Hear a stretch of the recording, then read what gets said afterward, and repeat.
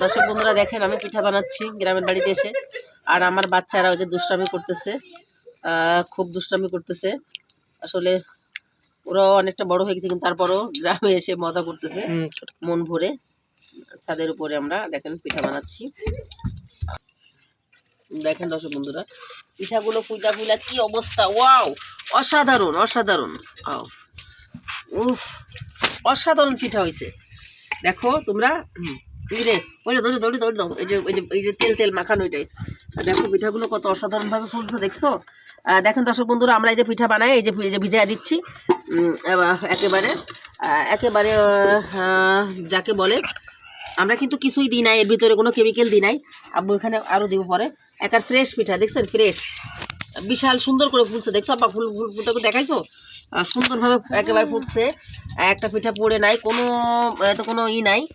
আর আমরা তো ঢাকা শহরে যেটা খাই সেটা দেখা যাচ্ছে আপনার ওটা অনেকটাই ফরমালিন কিছু কিছু দেয় দিয়ে ওরা ফুলায়, কিন্তু আমাদেরটা একেবারে প্রাকৃতিক।